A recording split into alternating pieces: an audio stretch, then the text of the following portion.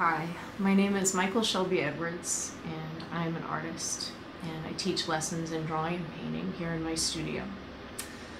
If you had a chance to look at today's Mass readings, you would have noticed that today's reading begins with Leviticus, and it gives us quite a long list of rules. The first commandment that God gives us in the beginning is, "Be holy, as I, the Lord your God, am holy." When I think of holiness, my mind goes to the saints, to the martyrs, the ascetics, people that have lived lives of extraordinary sanctity and self-sacrifice. And when I compare my life to theirs, sometimes it's overwhelming. When I get a new student coming into the studio, sometimes they're overwhelmed by the difficulty involved in making a work of art. There are so many rules and laws to be learned and followed.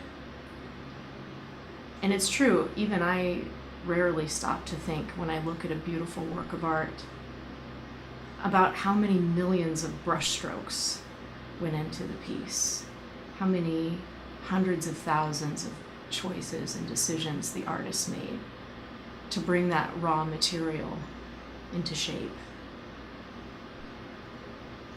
Like artists in the studio, God has given us a great gift, a responsibility, and a freedom to shape our souls throughout our lifetime. Each problem, challenge, painful or joyful situation gives us the opportunity to do good, to make the next right choice.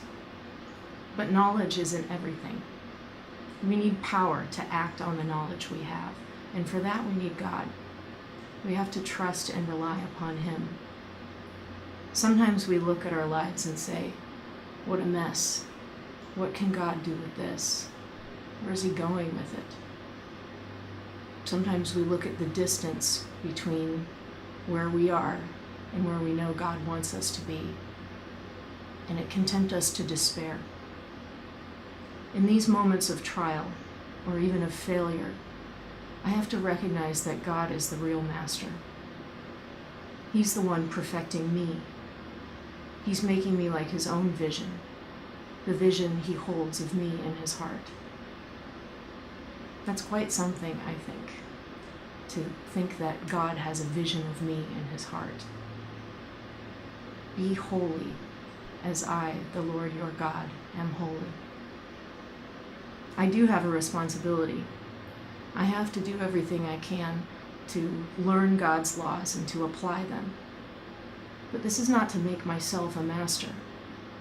Rather, it is to deepen my trust in His mastery, to respond even more readily to His touch, to be easily formed by His hand, to allow my soul to become His work of holiness, the masterpiece that God intends it to be.